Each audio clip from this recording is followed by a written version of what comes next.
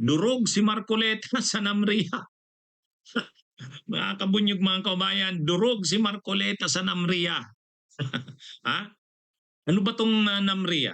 Ang Namria, ito yung ating national mapping ah, resources ba yan? National Mapping Resources Authority. Ito yung gumagawa ng ating mga mapa.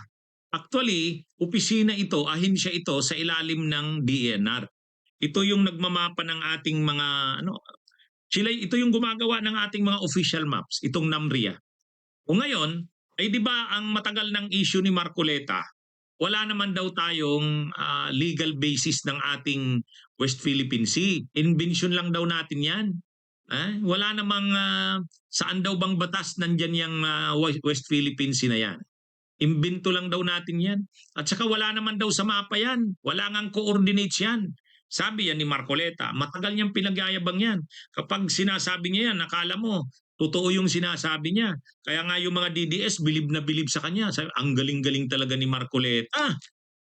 Ang galing-galing ni Rodante Marcoleta. Bilib na bilib ang mga DDS eh. Pero ngayon, actually sinagot na yan ni nila Professor J. Batong Bakal. Sinagot na rin yan ni Tol Tolentino, ni dating Senador Tol Tolentino. Sinagot na rin yan ni Commodore J. Tarria. Sinagot na rin yan ni retired Senior Associate Justice Carpio. Kaya lang wala eh. Talagang pag naniniwala sa peke o sa mali, talagang kahit anong sabihin mo, pinapanindagin yung mali niya. Pero ang yabang pa niya ni Marcoleta, sabi ni Marcoleta, nahihirapan na daw siya. Ang hirap daw ng ginagawa niya. Tinutuwid niya daw ang mali ni Tarriela. Tinutuwid niya raw ang mali ni Lacson. Tinutuwid niya raw ang mali ni Carpio. Pero sa totoo, ito na. NAMRIA na mismo ngayon. Naglabas ang NAMRIA ng mapa. Pinakita ng NAMRIA na sa national map natin, administrative map, nandyan ang West Philippine Sea. Ito, tingnan nyo to. Ayan West Philippine Sea yan. Nandyan sa mapa. Kaya sinong nagsabing hindi natin inilagay ang West Philippine Sea sa mapa natin? Kaya, durog si Marcoleta dito sa pinakitang ito ng NAMRIA. Nandyan West Philippine Sea. Kaya nasa mapa talaga yan. Saka bakit kailangan talagang ilagay na natin sa mapa yan? Mayroon na tayong batas dyan eh. Yung Philippine Maritime Baselines Act, Philippine Maritime Baselines Act. Yan ay 2024 na batas, napirmahan 2024, naging batas 2024. So bagong-bagong batas yan. Ang sponsor niyan ay si dating Senador Francis Tol Tolentino. Kaya nga pinaglalaban talaga yan ni Tol Tolentino eh. Sabi niya, bakit ba pinagtatalunan yung West Philippine Sea na walang legal basis yan? Linagay na nga yan sa batas na yan. Yung batas na yan, ang Philippine Maritime itong Philippine Maritime Baselines Act, ano na yan, nakalagay na yung West Philippine Sea definition of terms, West Philippine Sea. Ano ba ang tinutukoy na West Philippine Sea? Ang tinutukoy na West Philippine Sea ay yung sakop nating EEZ, Exclusive Economic Zone, at saka yung Kalayaan Island Group. Ganyan nakadefine yan.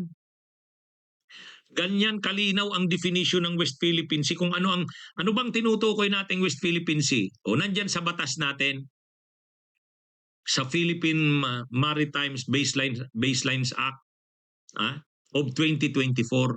Ngayon, pag tiningnan mo yan sa mapa na ginawa ng NAMRIA, nandyan. Nandyan. Kaya ano pa bang ebidensya ang gusto ni Marcoleta? Nandiyan na, NAMRIA na yan. National Mapping Resources, natin yan? Authority. Kaya, pag hindi pa naman siya dyan naniwala, ano na yan? Ahensya na yan ng gobyerno. Malinaw nakalagay sa mapa, West Philippine Sea. At may coordinates anya yan, sabi ng NAMRIA. Kaya ito, mga kabunyog, mga kababayan, ewan ko na lang, bakit masyadong matigas itong si Marcoleta? Kaya hindi na nakikinig sa tama eh. Pero ang akala niya, ang tinapandigan niya, siya ang tama. Kaya ang lumalabas, ang kinakampihan niya na nito, China eh. Hindi naman siya nakikinig sa mga argumento at saka mga paliwanag ng mga eksperto na mas magagaling sa kanya. Hindi pa ba siya ngayon maniniwala dito sa Namria? Mapa na 'yan. Ha? Kaya ano itong si Marcoleta eh. Kaya tapos sinasabi nila Ruben Padilla, hindi naman daw sila pro-China. Ay ang pagiging ano nila, kikipag-away nila diyan sa kanilang mga paniniwala na 'yan. Ano pang lumalabas niyan, ay di pro-China sila. Kasi sa halip na ipagtanggol nila ang ating mga posisyon, na pinagtibay na rin naman 'yan ng Arbitral Award ng 2016. O nakalagay na 'yan sa ating batas. Ang dami ng batas na naglalagay niyan. Nakalagay din sa mapa ng Namria. O bakit hindi pa tanggapin nila Marcoleta? Ini-insist pa rin nila yung kanilang paniniwala. At sasabihin nila sila yung tama. Pagod na raw siya katutuwid kila Carpio, kila Tariela at kila Lacson. Awang ko. Pero yan yung parang sinasabi ni Sara Duterte ang gagawin niyang vice ha. Hindi naman pinangalanan ni Sara Duterte. Pero ayon sa mga DDS, ang tinutukoy daw ni Sara doon si Rodante Marcoleta. Ay matindi yan. Pag yan yung panglaban ni Sara sa Vice President, pareho na talaga sila tudong pro-China. Wala na. Wala nang mangyayari sa bansa natin. Pro-China na talaga ang presidente, ang vice kung manalo si Marcoleta. Anyway, mga kabunyog, sana naman hindi. Nagyabang kasi, lalong lumaki ang ulo ni Marcoleta nung nanalo eh. O siyempre sa survey, di ba ang layo niya? Tapos nanalo. O di lalo ngayong lalo ngayong lumaki ang ulo. Lalong naging arrogansya, grabe. Kaya anyway, ang at least dito sa linabas na ito ng Namria, ano na 'yan? Sampal ito kay Marcoleta eh. Yung sinasabing walang West Philippine Sea sa mapa, walang coordinates. Sabi ng ng Namria, mayroon. O ito. Kaya ano 'yon? Hindi pa rin ba siya diyan maniniwala? Namria na 'yan. Yan na yung ahensya natin para sa paggawa ng mga mapa. O hindi mo pa ba paniniwalaan 'yan? Pag hindi pa siya diyan naniwala, nag-insist pa rin siya kung ano yung pinaniniwalaan niya. Ay, awan ko na lang. Anong klase na yan?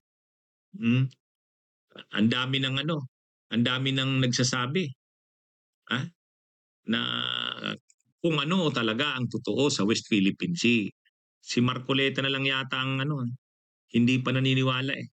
Sabi nga ni retired Senior Associate Justice Carpio, yung 9-dash line ng China, si Marcoleta lang yata ang naniniwala dyan. Pag 9-dash line ng China, naniniwala si Marcoleta ayon kay Carpio. Pero dito sa mga pinakikitang ito ng Namria, wala. Hindi pa rin. Mga kabunyog, mga kabayan. Bunyog, bunyog, halikan na kasama ka. Bunyog, kapag buklod ay may pag-asa. Luzon, Visayas, Mindanao, isa ang pananaw. Sa bagong Pilipinas ang bunyog isisigaw. Bunyog, bunyog.